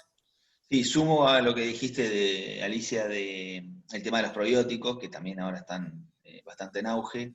Respecto a eso, hay algunos estudios que asocian un beneficio, pero otros no. Hay un estudio que lo que hace es analiza 3 tipos de probióticos y termina analizando que uno de ellos es eficaz para el tratamiento de la diarrea generada por cuestión difícil, que es el Saccharomyces boulardii, pero hay otros trabajos que han concluido, no que no tienen efecto, sino que los probióticos que usaron no tienen efecto. O sea que lo único que hay ahora, ciencia cierta, es eso, que el Saccharomyces boulardii sí generó como probiótico un beneficio respecto a esa situación como complemento de eso.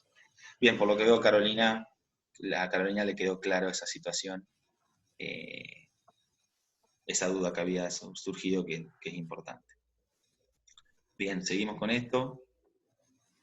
Acá Florencia pregunta, ¿este es el mecanismo fisiopatológico? Las toxinas liberadas por la bacteria Clostridium difficile se unen a los receptores de las células epiteliales y inactivan a una familia de proteínas citoplasmáticas provocando la degradación de los microfilamentos de actina. Sí. Sí, es ese. Sí, sí. No tengo demasiado más para agregar. No, Eso. está bien. De hecho, bueno, agregar que justamente, o sea, que no tiene nada que ver con el mecanismo fisiopatológico, pero sí con la detección, que justamente parte de la detección o gran parte de la detección se hace con el análisis de esas toxinas en heces, que son muy importantes como mecanismo fisiopatológico de la bacteria. Sí, el diagnóstico se hace. Pero sí, ese es el mecanismo fisiopatológico, le respondemos afirmativamente a Florencia. Bien, ¿alguna otra duda del problema 5?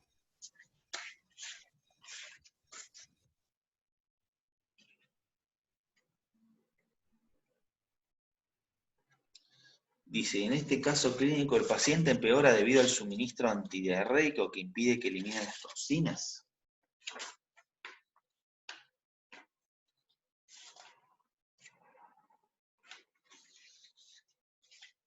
Bueno, eso en realidad no está tan claro, podría ser.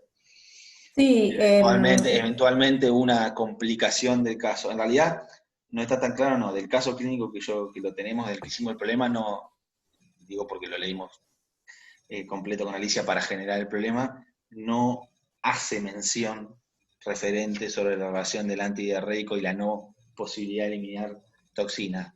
Pero yo creo que puede llegar a ser un agravante. puede ser un agravante. Siempre en las bacterias que producen toxinas, los antidiarreicos no es lo más indicado. Más indicado.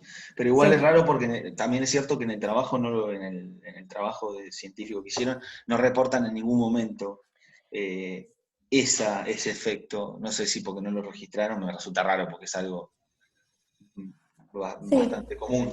Pero sí, yo creo que contestando a Carolina, podría empeorar la evolución del paciente por esa Sí. situación.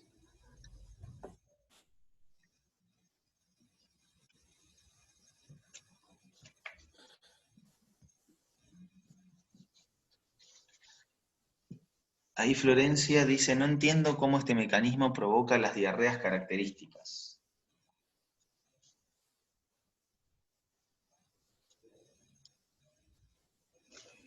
En realidad, no sé si a qué se refiere Florencia, pero esas toxinas lo que hacen es lo que decían anteriormente, digamos, se lesiona, digamos, el epitelio, seguro que, digamos, hay toda una reacción inflamatoria, incluso cuando esto eh, sigue en el tiempo, se forman esas pseudomembranas, porque en realidad no son membranas, pero creo que había alguna... Aquí está, acá está la foto. Ahí está, una foto, ahí está, el exudado inflamatorio, y genera esas pseudomembranas, y bueno, obviamente que cualquier cosa que afecte al epitelio intestinal va a hacer que la absorción no sea la normal y se generen diarreas. Sí, tal cual. Esto está vinculado netamente al proceso inflamatorio que genera la infección por la bacteria, que genera un proceso inflamatorio, digamos, patológico en el intestino que modifica las condiciones de reabsorción ahí, digamos, en la porción del intestino que hace que las deposiciones no sean normales y sean líquidas.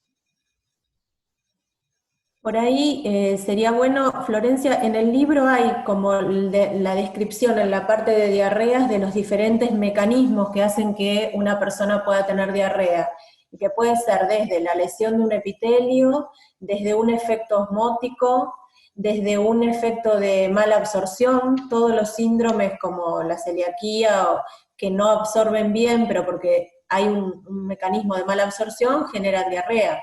Las toxinas, las enterobacterias que no solamente que lesionan el epitelio, sino que lo colonizan, como te decía, algunas sustancias que generan absorción de agua, o sea, un efecto osmótico, que incluso eso es utilizado por algunos fármacos como para justamente favorecer a las deposiciones. Entonces, hay diferentes mecanismos. Por ahí lo podés leer del libro, pero en este caso sería que las toxinas afectan al epitelio, se genera una inflamación y eso hace que no se reabsorba lo normal y lo que no se reabsorbe se elimina. Bien, buenísimo. ¿Alguna duda más del problema 5? Si no, vamos pasando al último problema. Entonces, el diagnóstico del ejercicio es colitis pseudomembranosa, pregunta Amanda Cabezas. Bueno, en realidad, el diagnóstico inicial del ejercicio es, la pregunta dice, ¿qué patología podría padecer el paciente en su pregunta, ¿no? Segundo que estoy viendo.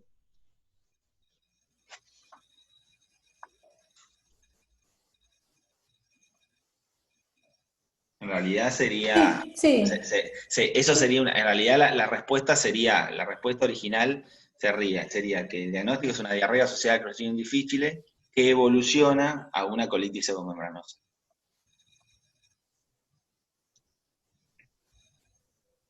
porque recuerden que este tipo de patologías pueden evolucionar a otras patologías secundarias muy variables. Pueden no evolucionar a ninguna, o evolucionar a algunas, que la que más vimos, como vimos, la colitis pseudomembranosa. Entonces, en ese sentido sería la diarrea asociada a infección por cuestiones difíciles que cursa hacia una colitis pseudomembranosa, como vemos en las pseudomembranas que tenemos ahí en la figura compartida. No sé si te quedó claro, Amanda.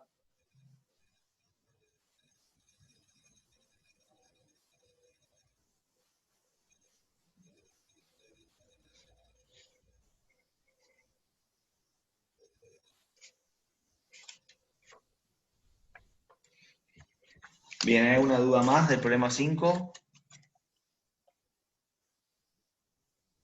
Dice, entonces, porque al final dice que hay un enfriamiento de la pared.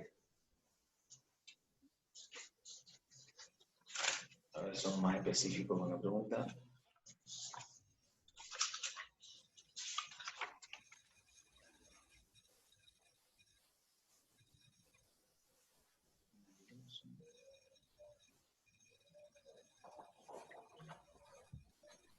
Bien, y... Sí, un engrosamiento dice de la... Sí, dice, engrosamiento. ahí lo estaba leyendo, sí, está bien. Mm.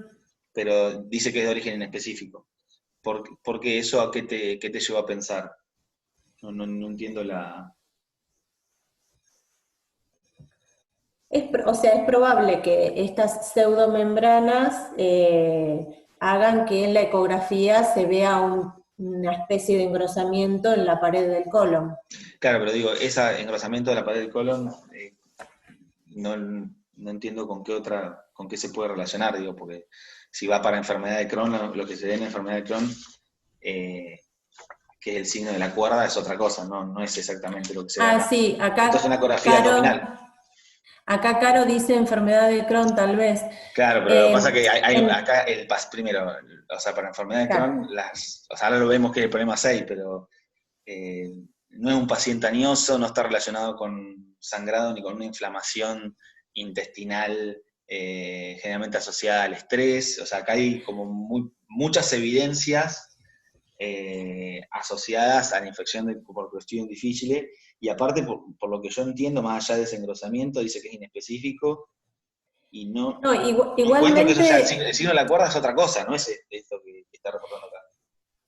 No, igualmente acá está bueno lo que preguntan, porque acá de acuerdo a lo que ellos preguntan, se ve claramente cómo la anamnesis del paciente y lo que describe el caso clínico, más allá de lo que uno pueda ver en una ecografía o algún signo síntoma, todo el resto, como les está diciendo Ignacio, hacen que tengamos que pensar más en la pseudomembranosa. Es un paciente añoso, está tomando antibióticos. O sea, esto también es fundamental. Cada vez que hay una diarrea, antes de pensar en enfermedad de Crohn, que tal vez puede ser, pero ahí tendrían que haberse dado otras cosas. La enfermedad de Crohn y la colitis ulcerosa son muy comunes en gente más joven, con recidivas. Entonces, en este caso es un paciente añoso y estuvo tomando antibiótico. Cuando hay un fármaco de por medio, lo primero que hay que pensar es en el fármaco, y más en un antibiótico que ya sabemos que puede producir este tipo de enfermedad. Pero esto va para todo. Por ejemplo, no lo vimos tampoco, pero la mayoría de los medicamentos que se utilizan, bueno, ahora que también se habla de los antirretrovirales, producen diarrea. O sea, hay muchísimos fármacos que como efecto secundario tienen diarrea. Entonces, en la anamnesis del paciente, si es un paciente que está tomando muchos medicamentos, o entre ellos un antibiótico, lo primero que hay que pensar es en eso. Sí, aparte también en la condición, como dijimos, la edad del paciente que tomó antibiótico, son dos cuestiones fundamentales para pensar en este tipo de patología y no en Crohn, que generalmente sean pacientes más jóvenes, con lesiones recidivantes, con inflamación intestinal y con episodios de estrés, ansiedad, asociado a ese tipo de, como son trastornos que son idiopáticos, están asociados mucho a ese tipo de patologías. Por eso está muy buena, muy interesante la pregunta que hace Amanda, pero que bueno, que es importante que lean o que entiendan todo lo que es la historia clínica. De todos modos, yo lo que entiendo de esa ecografía, más allá que haya que pueda haber en el colon izquierdo una pared engrosada, eso no alcanza para decir que eso es signo de la cuerda, ¿sí? Porque recuerden que si bien hay una pared engrosada, en el signo de la cuerda también hay edema, fibrosis y hipertrofia, que son características del signo de la cuerda por sí y de Crohn, y acá no se, en ningún momento en la radiografía, obviamente que no lo podían ver, se hace mención a esas tres condiciones patológicas que sí me podrían llevar a pensar en un signo de la cuerda de una enfermedad de Crohn. Pero bueno, está bueno aclararlo, y aparte de todo lo que dijimos anteriormente, ¿no? Que estamos hablando de un paciente añoso que tomó antibiótico y que tiene toda una sintomatología también muy importante. ¿Quedó claro, Amanda, la pregunta? O la diferenciación con Crohn, que igual nos viene muy bien porque ahora es la antesala de lo que viene. Y una cosa también importante, que no lo dije, pero que también, bueno, ahí Alicia lo va a ratificar, también estuve leyendo bastante sobre el tema, es la relación entre, bueno, con cualquier infección hay fiebre, que es un poco lo que se reporta en este paciente, que también nos lleva a inducir que hay un problema, un desbalance con una bacteria, ¿sí? Una infección, que en ese caso no se produce en enfermedades como enfermedad de Crohn. Esa es otra cosa que también es bastante importante, y hay varios trabajos que hablan de relación de qué tipo, o sea, qué medición de fiebre tienen las personas, los pacientes que tienen este tipo de diarreas por cuestiones difíciles.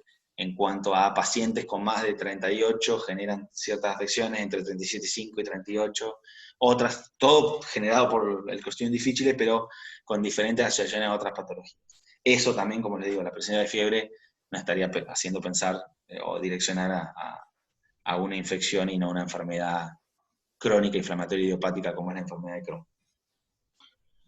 Bien, ¿alguna otra duda del problema 5? Si no, ya pasamos un poco al último problema, que un poco también ahí Amanda nos ayudó con un inicio de respuesta, con un inicio de discusión de respuesta en realidad, porque no es solo enfermedad de Crohn, pero bueno, nos pueden ir contando un poquito las dudas que les surgieron.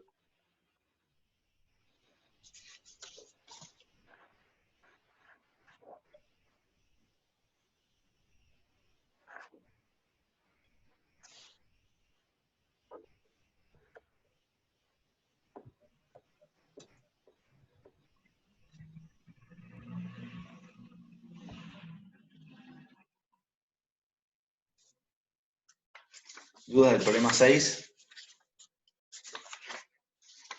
Carolina nos pregunta, ¿la diarrea en enfermedad de Crohn es con sangre? Sí, en general, puede variar, pero generalmente es con sangre.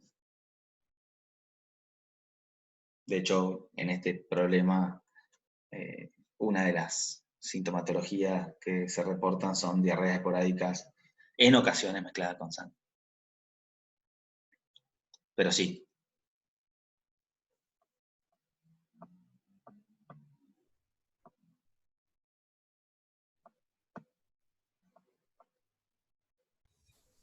Hay veces que la pérdida de sangre puede ser, o sea, raramente hay una pérdida masiva de sangre, ¿sí? Es bastante, digamos, hay pacientes que tienen una sintomatología y otros otras, muy variable, pero incluso pueden darse anemias porque a veces la sangre no se ve, está oculta, pero aparecen esas diarreas, no se ve la sangre, pero si se hace un laboratorio puede llegar a aparecer anemia.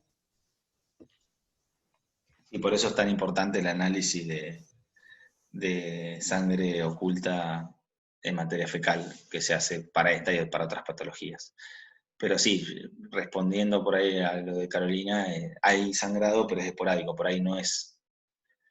Esa sería una de las condiciones que la pueden llegar a diferenciar de lo que es un adenocarcinoma de colon, que también depende un poco ahí del grado de crecimiento del tumor, donde el sangrado por ahí es más fuerte que en este tipo de patologías. Igual eso depende mucho del estado del tumor, del tamaño del tumor, de la localización del tumor. Pero sí. Bien, ¿alguna otra duda respecto al problema 6?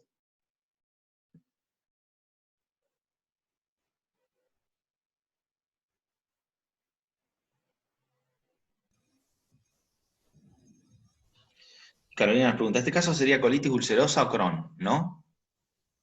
Bien, te dice un diagnóstico diferencial y describe los mecanismos fisiológicos. Bueno, que diagnóstico diferencial, como bien dice, ¿hay algo que me ayude a decidir? Bien, ahí tenemos colitis ulcerosa o Crohn, esto creo que es algo que respondí yo en el foro. Después por ahí lo pueden chequear en el taller. Y también recuerden que el diagnóstico diferencial, por ahí para complementar lo que dice Carolina, tendrían que incluir el adenocarcinoma colorectal, ¿sí? No, no tenemos chances con esta sintomatología de discernir así a simple vista que el adenocarcinoma colorectal no pueda estar presente. Porque como les dije, que diga diarreas esporádicas que en ocasiones se presentaban mezcladas con sangre también es una sintomatología que se ve en adenocarcinoma de colon. En algunos adenocarcinomas de colon hay sangre mucho más que esporádica, pero eso depende mucho del tumor. Entonces yo creo que en diagnóstico diferencial hay que incluir también adenocarcinoma colorectal. Respecto, ya sigo con la pregunta de Carolina, pero la relaciono con la de Julieta, que habla si podríamos incluir en el diagnóstico diferencial colitis pseudomembranosa, aparte de colitis ulcerosa.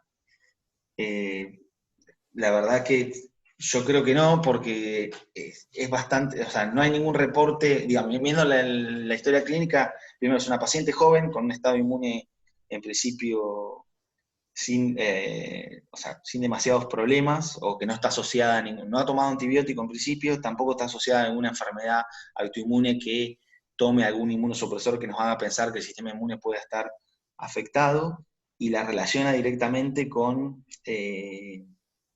dolor rectal y con episodios Sí. del tipo, digamos, no digo de estrés o Tampoco, fíjate que tampoco tiene mucha perdón, fiebre. alteración emocional, eso que decía, alteración emocional debido a que se había separado, se había divorciado. Por eso es que yo creo que colitis pseudomembranosa no podría ser parte. Acá este es un caso donde está bueno ver que son en principio 3 enfermedades, que podría entrar otra más, pero que me parece que la colitis pseudomembranosa no aplica a esta situación por todo esto que acabamos de decir. Sigo con la pregunta de Carolina, que dice, en este caso sería colitis ulcerosa o Crohn, ¿no? ¿Algo me ayuda a decidir o debo realizar una colonoscopía? Bueno, el médico, la pregunta B para hacer el diagnóstico, obviamente es una colonoscopía o una endoscopía baja para discernir.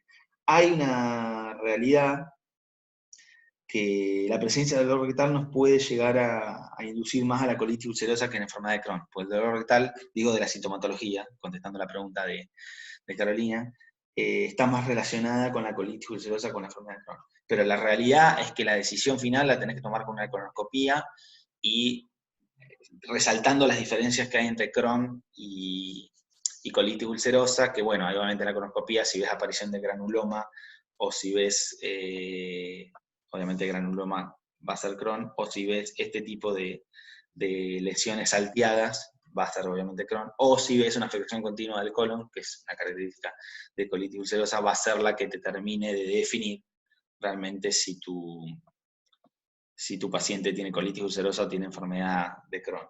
Como te digo, de la sintomatología previa, el dolor rectal está más relacionado a la colitis ulcerosa.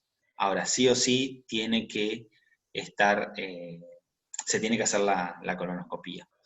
Completando un poquito lo que pregunta Caro, creo que es, digamos, la idea siempre, y por ahí lo habrán escuchado, ¿no? Que dicen, la clínica es soberana, digamos, por lo general los signos, síntomas y toda la anamnesis siempre te van a orientar y te van a dar alguna idea de lo que puede ser. Ahora, en estas patologías gastrointestinales, donde realmente la sintomatología pasa a ser bastante parecida, muchos, como decíamos, son síntomas, que entonces es lo que refiere el paciente, y yo diría que el progreso, digamos, de la tecnología, y bueno, en este caso justamente con la endoscopía, ha hecho que justamente la clínica queda un poquitito más de costado, y en estos casos realmente hoy por hoy los diagnósticos son a través de la endoscopía,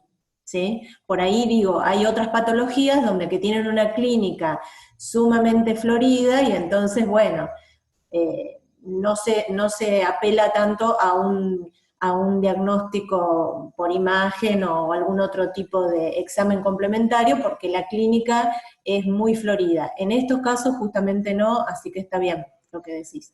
Me gustaría saber si a Julieta, en este caso Guerrieri, le quedó claro por qué no incluiríamos la colitis submembranosa en el diagnóstico diferencial de este paciente, antes de seguir con la pregunta de Amanda y demás. Bien, sí, me quedó claro, gracias. Buenísima la aclaración, porque la verdad que es importante entender esa diferencia y cómo analizar estos datos, que es la base para mí de esta asignatura. Amanda Cabeza nos pregunta también, una pregunta interesante, nosotros que siempre pusimos énfasis en el mecanismo de fisiopatológico, justo de una patología idiopática, dice, ¿cuál sería el mecanismo fisiopatológico de la enfermedad de Crohn y colitis ulcerosa? ¿Sí? En ese caso, como yo les había comentado, este tipo de patologías son enfermedades inflamatorias que afectan al intestino, que son idiopáticas. En general hay poca información, se sabe que son multifactoriales, que hay factores genéticos y inmunológicos relacionados a la generación de estas patologías, y también se están investigando hay varios trabajos sobre asociaciones con diferentes infecciones. Pero en principio no hay mucho más que eso para poner de mecanismo fisiopatológico, porque no hay un mecanismo fisiopatológico dilucidado. Si hay factores genéticos, inmunológicos presentes, son multifactoriales, un factor es las condiciones de estrés, pero no hay una relación directa de cómo esa condición de estrés genera de alguna manera Sí, hoy la patología la verdad final. es que hay muchos trabajos que se enfocan más en la parte inmunológica, y un poco uno piensa que como que pensando que en el intestino hay como una presentación de antígenos continua, ¿no? Que vienen desde afuera con los alimentos, con las bacterias que hay dentro del intestino, que estarían de alguna manera activando todo el tiempo al sistema inmune, y sin embargo, bueno, de alguna manera se disminuye esa respuesta y se llega al equilibrio. Bueno, probablemente hay ahí algún tipo de ruptura de ese equilibrio, y un poco que los pacientes responden a veces a los inmunosupresores, que es más el único, creo, tratamiento que hay hoy en Sí, día. sí, es el único tratamiento y O tampoco... o los Y, corticoides, ¿no? Pero sí, también por el efecto inmunosupresor. sí, y no con demasiada eficacia. Sí, sí.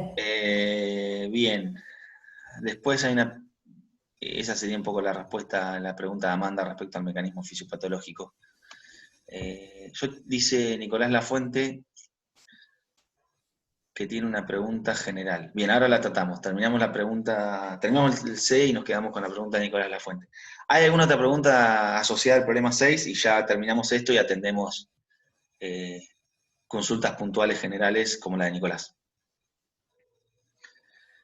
Cuéntenos si hay alguna pregunta particular en el problema 6, y si no, ya vamos a la pregunta de Nicolás.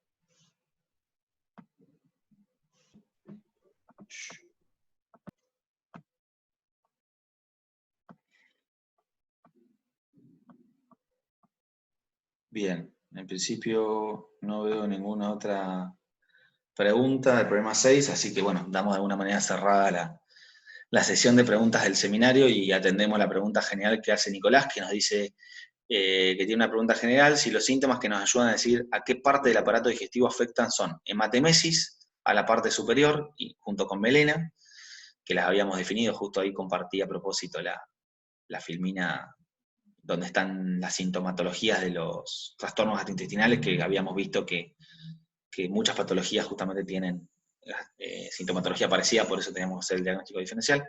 Y después habla de hematoquesia en la parte inferior, ¿sí? que es un poco de lo que hablamos cuando hablamos de ver sangre oculta en materia fecal, que hablamos recién con Alicia para este tipo de patologías. ¿Los otros síntomas son generales o afectan a alguna porción en particular? Bueno, medio general la pregunta. Yo creo que los síntomas y la historia clínica del paciente, como hemos visto en cada problema, te va guiando un poco a qué tipo de patologías podría tener el paciente. Si es correcto lo que dijiste, hematemesis y hemalena generalmente dan afecciones en lo que es el tracto superior y hematoquesia en el tracto inferior. Esa definición Bueno, está bastante... disfagia obviamente que va a ser del superior, no Claro, sé eso si iba a a eso. decir, si se refería a otros, podemos decir Diarrea, pipirosis y disfagia pero eso es como medio parte de, obvio. claro, por eso, como parte de estómago-esófago, de disfagia del esófago y pirosis de proyección ácida de lo que es estómago-esófago, y después, bueno, diarrea Diarrea, obviamente que está obviamente que del vinculado intestino, sí, al claro. intestino, y vómitos y náuseas vinculado también a la parte gástrica superior. No sé si con eso respondemos tu pregunta, Nicolás, o te referías a otra cosa, porque después otro tipo de síntomas y historia clínica, hemos visto casos particulares como lo de la colitis pseudomembranosa, de por qué no incluirlo, por ejemplo, en el problema 6, donde vimos la edad del paciente, su condición de estado inmunológico, se había tomado antibióticos, si tenía un proceso de ansiedad o de estrés, digo, hay un montón de otras sintomatologías que no está relacionado con eso y también nos ayuda. Sí, está bien, gracias. Perfecto. Carolina nos pregunta, ¿podríamos repasar la fisiopatología del cáncer de colon? Sí, claro, bueno, la fisiopatología del cáncer de colon es bastante más compleja. Yo lo que hice fue incluirle algo bien somero. Generalmente no lo vemos porque hay un taller que es de cáncer de colon, eso ustedes no sé si lo saben, pero entiendo que sí, pero este año obviamente por lo que pasó no va a haber taller oral de cáncer de colon, entonces por eso es que decidí incluirlo. Un segundo que vamos a compartir la pantalla, así es más fácil. Pero lo que tienen que saber, bueno, la parte de neoplasia generales ya la conocen, hay una mutación no letal, que es la que genera la masa tumoral. En este caso, es muy importante para entender parte de la adenocarcinoma colorectal, es que la masa proliferante de células que en general generan los cánceres de colon son los pólipos, que son estas masas tumorales que protruyen a lo que es la luz intestinal. Hay muchísimos tipos de pólipos y de patologías relacionadas con pólipos, relacionados generalmente con cuestiones genéticas, pero deben entender que todo pólipo no va a generar sí o sí un adenocarcinoma colorectal, sino que tiene que haber cierto tipo de condiciones para que eso se produzca, porque tenemos pólipos que son no neoplásicos y pólipos que son generalmente los adenomatosos, que son neoplásicos. Generalmente lo que se ve para el caso de lo que es el adenocarcinoma de colon, que es muy importante, una primera mutación en el gen APC, no importa que sepan qué hace específicamente estos genes, pero son genes que están relacionados con lo que es la reparación de mutaciones. Entonces, si yo tengo una mutación en el gen APC, ese gen que está relacionado con la reparación de mutaciones generales, al estar mutado no va a poder hacer acordemente su trabajo y evitar que esa mutación se herede y prolifere. También asociado a la mutación en gen APC se ven diferentes mutaciones en lo que es MSH2, que es otro gen también que está involucrado en la reparación. Ustedes lo primero que me van a decir pero vos en la clase general me dijiste que GAD45 era el que se encargaba de la reparación. Obviamente eso es una cuestión general. Yendo a colon, como le estoy comentando, el gen clave que inicia, o que se estudia que inicia parte de lo que es convertir un pólipo adenomatoso en un adenocarcinoma, es esto, es una mutación en el gen APC, ese gen está involucrado en lo que es la reparación de mutaciones de ADN, al estar mutado obviamente no puede hacer su función. Posteriormente se ven alteraciones de los patrones de metilación, ¿sí? Y se afecta a otro gen, otra vía que se llama Wnt-catenina, beta-catenina, que es muy reportada en lo que es cáncer de colon y que está vinculada con la proliferación celular.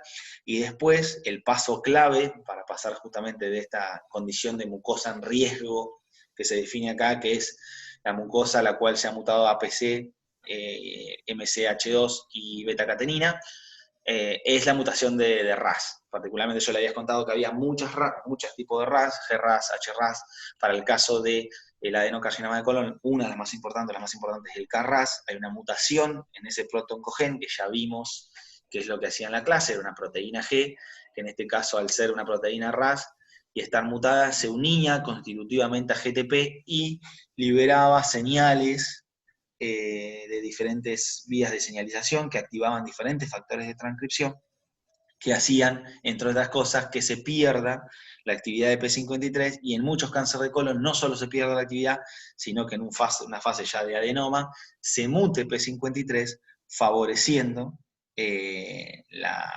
desarrollo de este adenoma y del posterior carcinoma. ¿Cómo paso de este adenoma, que es esta formación del pólipo tumoral, hacia el carcinoma, que es cuando ya hay de alguna manera invasión de parte del tejido del epitelio del colon, de la parte, digamos, de la mucosa que reviste el colon, que es la que se afecta con el adenocarcinoma? Bueno, ahí lo que vimos es el proceso de heterogeneidad o expansión clonal, que una vez generado el adenoma se van generando sucesivas mutaciones. La más importante, como te dije, es esta de P53.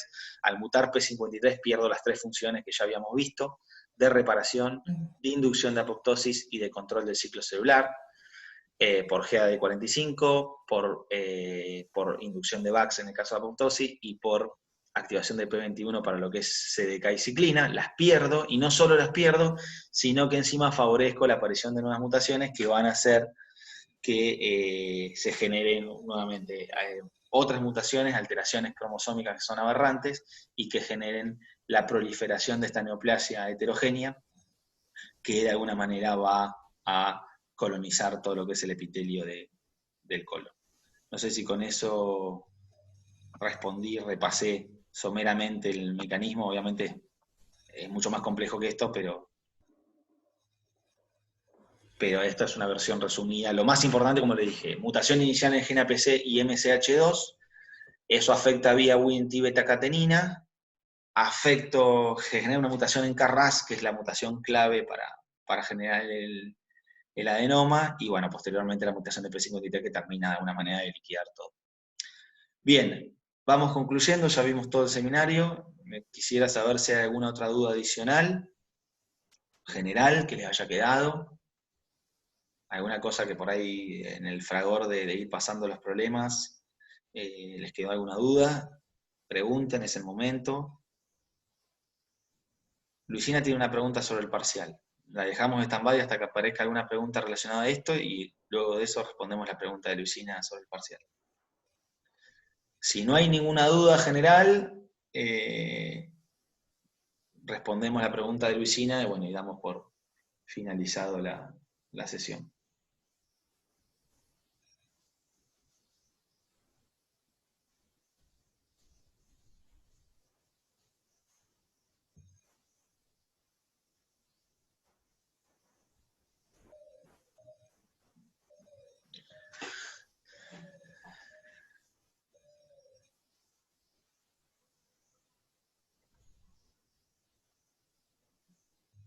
Bueno, en principio no hay ninguna pregunta más, así que vamos a responder la pregunta de Luisina. Luisina nos pregunta, yo tengo una pregunta sobre el parcial, no tengo muy claro cómo va a ser el procedimiento. ¿Nos envían un mail con los 2 casos clínicos?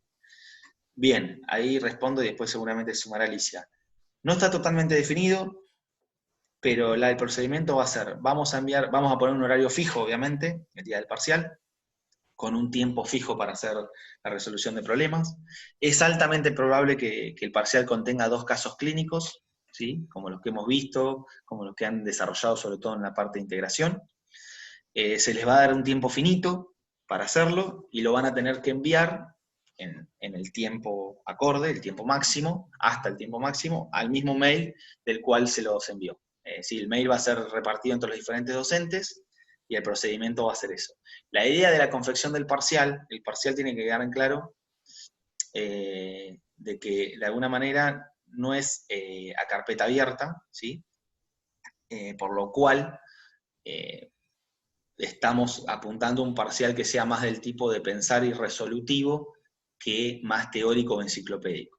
Ahora, también tienen que tener en cuenta que el tiempo es una limitante, porque obviamente va a haber preguntas del tipo también teóricos, y no hay forma de controlar que cada uno pueda ir de alguna manera a revisar la bibliografía. Entonces, es por eso que está también la limitante del tiempo, para que el parcial sea resuelto por aquella persona, completamente, por aquella persona que estudió la materia, y si eso ya es una decisión de cada uno, si uno quiere ir a revisar qué es una definición o no, obviamente va a consumir tiempo de poder resolver todas las preguntas que vamos a hacer, ¿sí?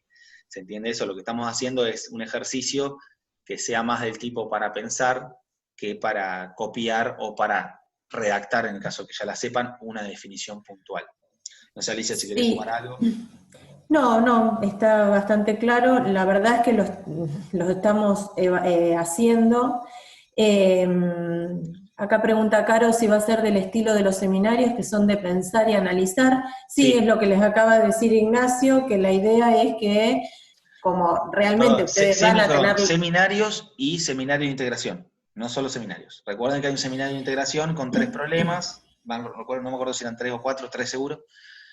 También de ese estilo, no solo de los seminarios. Fíjense que en esos problemas de integración a veces lo que hacemos es integrar 2 patologías que están vinculadas, pero sí, el estilo es el mismo, digamos, no cambió la forma en el caso de gastrointestinal, de plantear un diagnóstico diferencial, de qué tipo de metodología tendría que utilizar para confirmar mi sospecha de la patología, como fuimos viendo el desarrollo de esos ejercicios. Sí, perdón, Alicia, por la interrupción, pero no quería dejar de decir eso para que no quede solo asociado a los ejercicios con respecto también a lo que preguntó, dice, con 2 casos clínicos. Bueno, eso, chicos, la idea era sí, hacer 2 casos, o sea, seguro va a ser más corto que los que hacíamos presenciales.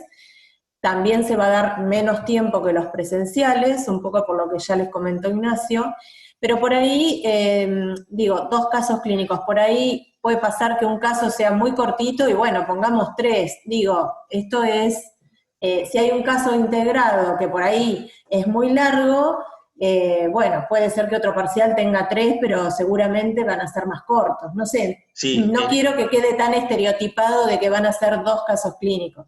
Por eso sí, dije va a ser más que corto. en general va a ser, o sea, estamos analizándolo, pero creemos que van a ser con 2 casos clínicos, lo que pasa es que depende de la extensión de los mismos y la complejidad, ¿no? Porque decir un caso clínico, 2 casos clínicos muchas veces no te dice demasiado. Lo que sí, respecto al tiempo, que eso de que le vamos a dar menos tiempo, en realidad, no es que fue un poco lo que recién dijo Alicia, no es completamente cierto, porque va a haber menos tiempo, pero también va a haber menos ejercicio. Ustedes saben, no sé si han visto parciales de otros años, los parciales generalmente incluían 4 casos clínicos o 3 casos clínicos y 8 verdadero y falso. Entonces, eso va a haber menos tiempo porque básicamente el parcial va a ser más corto también, obviamente adaptándolo a la realidad. Eso es lo que dije del principio, digamos, que es bastante más corto, yo diría que la mitad de corto, sí, es la mitad, por lo tanto, es la mitad. Es probable que tengan la mitad de tiempo, pero también los tenemos que ver y la idea es tratar de resolverlos nosotros y ver cuánto nos lleva como para que ustedes realmente también lo puedan hacer. Estamos en eso. El factor tiempo también es importante por esta situación de que si bien van a ser para resolver, no podemos dar 24 horas para que lo resuelvan, porque eso, digamos, al no tener un control fáctico sobre lo que está pasando del otro lado, el tiempo también es digamos, un valor que nos permite saber que van a trabajar sobre esa situación. También en ese tiempo tenemos considerado la situación de la escritura en máquina, que es diferente respecto al manuscrita, para algunos es mejor y para otros peor, entonces estamos analizando todas esas situaciones. Acá preguntan 2 cosas. Lucía, ¿qué es lo que acabas de decir vos? ¿Lo vamos a tener que hacer en papel o en Word? Bueno, va a ser en Word. En principio va a ser en Word, excepto que alguien reporte algún problema específico, personal, de que no puede escribir en Word, va a ser en Word. Pero igual las particularidades preferiría que las tratemos, en el caso de que alguien tenga un problema, que las tratemos personalmente, que nos escriban al mail. Y Milagros pregunta, ¿y el recuperatorio tiene fecha o todavía no se sabe la modalidad? El recuperatorio no tiene fecha porque, yo no sé, porque acá sumo algunas cuestiones. Si bien se continúa con el calendario académico, dependiendo de cómo siga la pandemia, hay una posibilidad de que el calendario académico se estire de agosto a septiembre, entonces, en principio, no se sabe, tampoco se sabe qué va a pasar con la vacación de invierno, tendríamos parte de ese tiempo para poder continuar con las evaluaciones. Lo que es claro es que el parcial de esta modalidad se toma así el miércoles que viene, después el 29 tenemos la primera fecha del segundo parcial, y los recuperatorios, en principio, serán entre julio y agosto. La idea nuestra era respetar un poco lo que era la segunda fecha del segundo parcial y los flotantes, pero obviamente vamos a ver en función de cómo sigue el calendario académico y también cómo sigan las otras materias, si han podido respetar o no, como hicimos nosotros, al menos las fechas que tenían, para no superponer también los parciales con otras materias, ¿sí? Porque se puede dar esa ventaja de que se pueda tomar en agosto, pero también hay que coordinar qué va a pasar con el resto de las asignaturas. Sí, lamentablemente, chicos, en esto entiendo que a ustedes es feo estar así como con poca definición, pero bueno, lamentablemente es en lo que estamos embarcados todos. Con respecto al parcial, lo tenemos que hacer prácticamente de vuelta, con lo cual, bueno, con otra dinámica, entonces, bueno, todo también nos lleva más tiempo. Y bueno, y estamos supeditados, como les decía Ignacio, a lo que diga, bueno, el presidente, la facultad. Primero la facultad nos dijo que se iban a respetar los tiempos, digamos, del cuatrimestre, y ahora, como dice Ignacio, por ahí no, por ahí se extiende. Entonces, bueno, esto lamentablemente lo vamos a tener que ir viendo en cada momento. Quédense tranquilo, igual que se van a hacer respetadas todas las instancias de primeros parciales, Sí, recuperatorios, así como flotante. Eso nos comprometemos a que sea respetado. No podemos sí, dar la ciencia sí. cierta qué va a pasar, porque digo, yo creo que recién el presidente y el ministro de Salud deben ser las únicas dos personas que hoy tienen información relevante, hoy día miércoles, para ver si se estira la cuarentena, cuánto hasta cuánto. O sea que imagínense que nosotros por ahí estamos ateniéndonos a esas decisiones. Entonces, bueno, también nos jugamos a que en algún momento, tal vez en julio, tal vez en agosto, pueda hacerse una evaluación presencial. Hoy no podemos decirle ni que sí ni que no. Lo que está claro es que el miércoles que viene se toma la primera fecha, modalidad virtual, y que el 29 de junio, en principio, se toma la segunda fecha, el primer parcial de la segunda fecha.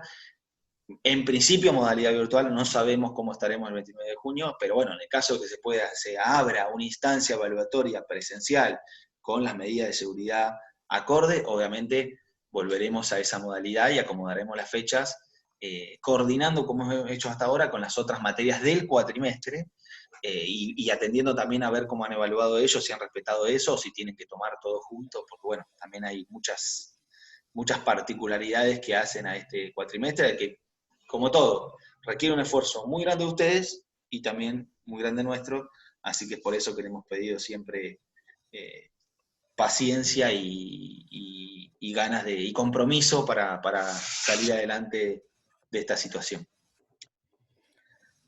Bueno, no sé No sé si si tienen alguna otra duda.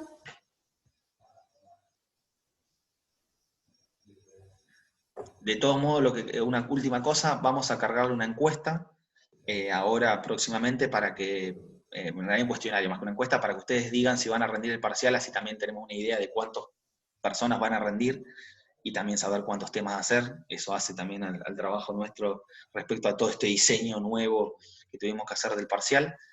Así que les pido por favor que la respondan, porque eso nos va a dar una idea de esa situación, que también es importante. Y recordar por último que el lunes tenemos la consulta de todo lo que es cardíaco, es bastante extenso.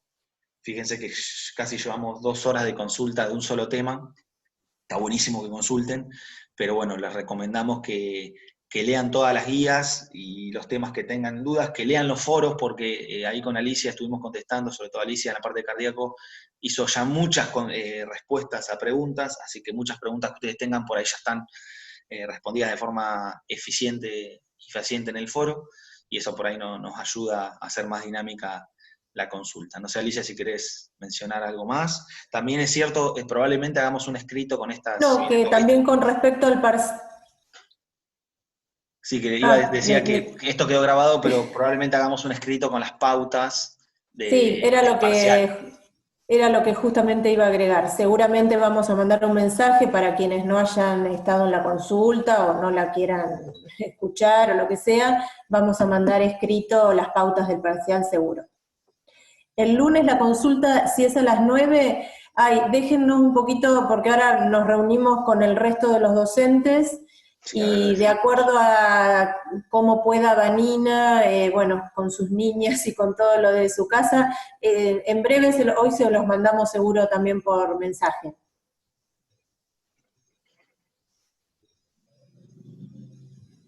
bueno, buenísimo. Si no hay ninguna otra duda, damos entonces por finalizado. Sí, podrían subir esta grabación, sí, yo la estoy grabando, así que ahora pongo pausa, también quedó todo lo del parcial para aquellos que no pudieron venir y que ya sea una antesala al escrito de pautas que vamos a elaborar. También queda todo grabado, así que ahora lo subimos, lo proceso y lo subimos al canal de YouTube. Sí, vos lo cortaste, ¿no, Ignacio, esto? Un segundo.